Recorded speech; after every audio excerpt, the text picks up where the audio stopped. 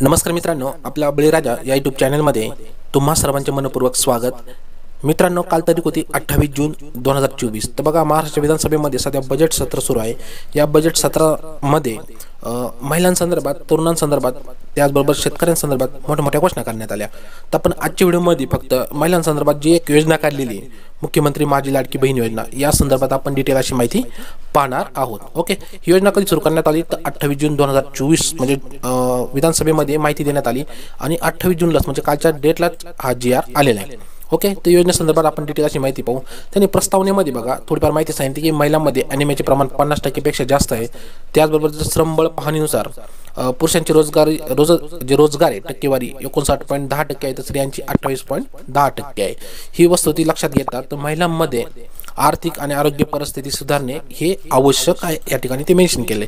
त्यानुसारच महिलांसाठी स्पेशल मुख्यमंत्री माझी लाडकी बहीण योजना सुरू करण्यात आली, आर्थिक परिस्थिती सुधारण्यासाठी असं या ठिकाणी त्यांनी म्हटलेले आहे। आता योजनेचा उद्देश काय, शासन निर्णयामध्ये उद्देश सांगितला या ठिकाणी की महिला व मुलींना पुरेशा सोयी सुविधा उपलब्ध करून देणे, त्यानंतर रोजगार निर्मिती चालना देणे, मुख्यतः या ठिकाणी आर्थिक पाठबळ देणे हे असं म्हणते। या ठिकाणी सांगितले की त्यांचे आर्थिक सामाजिक पुनर्वसन करणे, नंतर महिलांना स्वावलंबी आत्मनिर्भर बनवणे हे सुद्धा याच्यामध्ये सांगितलेले आहे।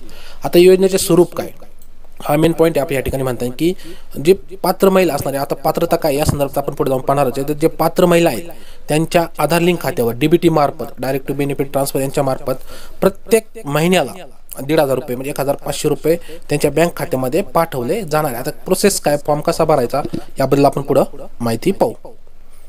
आता या ठिकाणी तुम्हाला समजलं की 1,500 रुपये त्यांच्या बँक खात्यामध्ये पाठवणार, पण आपण या ठिकाणी शब्द वापरला होता पात्र महिला काय, त्याच्यामध्ये सांगितलं की जे 21 ते 60 वर्ष वयोगटातील महिला आहेत त्या पात्र असणारे, पण याच्यामध्ये सुद्धा काही अटी दिल्या आहेत, त्या खाली आपण पाहणार आहोत।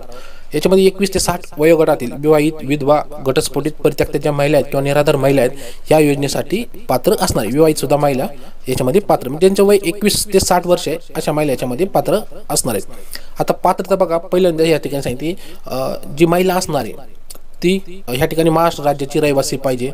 त्यानंतर दुसरं म्हणजे ती विवाहित, विधवा किंवा घटस्फोटित, परित्यक्ता किंवा निराधार महिला या ठिकाणी पाहिजे। याच्यामध्ये त्या महिलेचे वय 21 वर्ष ते 60 वर्षाच्या दरम्यान पाहिजे। 3 गोष्टी, एक म्हणजे महाराष्ट्राची रहिवासी पाहिजे, नंतर विवाहित किंवा विधवा, घटस्फोटित, परित्यक्ता, निराधार ह्या महिला पाहिजे, नंतर 21 ते 60 वर्ष एवढे वय पाहिजे या ठिकाणी सांगितले। त्यानंतर इतर ती बँक खाते आवश्यक आहे, उत्पन्न मर्यादा कमी पाहिजे म्हणून 2.5 लाखापेक्षा। आता अपात्रमध्ये जे ह्या पात्र आहेत हे सोडून ज्यांचे उत्पन्न जास्त आहेत किंवा सरकारी संस्थेमध्ये काम करतात, ओके, या सर्व अपात्र याच्यामध्ये येतात किंवा ज्यांचे उत्पन्न सुद्धा जास्त आहे, या ठिकाणी समजून घ्या। आता लाभार्थीची निवड किंवा फॉर्म कसा भरणार, तर तुम्हाला सुरुवातीला फॉर्म हा सेतू केंद्र, मुख्य सेविका, पर्यवेक्षिका, जे अंगणवाडी सेविका यांच्या मार्फत सुद्धा फॉर्म भरला जाईल।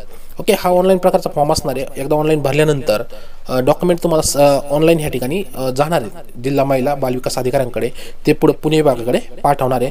त्यानंतर मंजूर होऊन ती यादी येईल, त्यानुसार तुम्हाला हे ती पात्र असणार ज्या महिला तर त्यांच्या बँक खात्यामध्ये हप्ता सुरू होऊन म्हणजे 1,500 रुपयाचा हप्ता सुरू होऊन पुढे कंटिन्यू प्रोसेस प्रत्येक महिन्याच्या 15 तारखेच्या आत हे पैसे बँक खात्यामध्ये येणार आहेत। आता अर्ज कसं करणार या ठिकाणी महत्त्वपूर्ण आहे, तुम्हाला सेतू केंद्रामध्ये जाऊन अर्ज करावा लागेल। अर्ज प्रोसेस ही 1 जुलैपासून चालू होणार, आय थिंक ती आपण पुढे जाऊन माहिती पाहणार आहोत।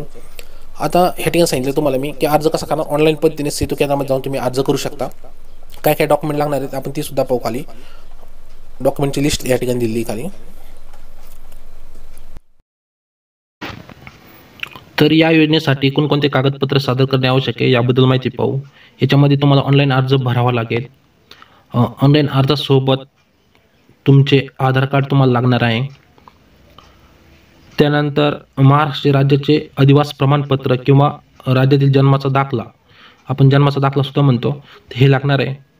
त्यानंतर इतरमध्ये तुमचे वार्षिक उत्पन्न 2.5 लाखापेक्षा कमी पाहिजे, त्यासोबत बँकेचे पासबुक, त्यानंतर पासपोर्ट आकाराचा फोटो, रेशन कार्ड आणि हमीपत्र या ठिकाणी तुम्हाला द्यावे लागणार आहे।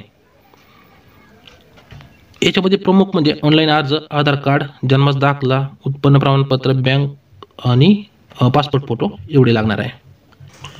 त्यानंतर लाभार्थीची निवड कशी केली जाणार, तर तुम्ही ऑनलाईन पद्धतीने सेतू केंद्रात किंवा जे अंगणवाडी सेविका आहेत यांच्याकडे अर्ज केल्यानंतर आणि KYC केल्यानंतर, ओके, तर त्यानंतर तुमची नावाची यादी येईल त्या ठिकाणी आणि यादीची नावाची यादी आल्यानंतर तुम्हाला तुमच्या बँक खात्यामध्ये पैसे चालू होणार आहेत.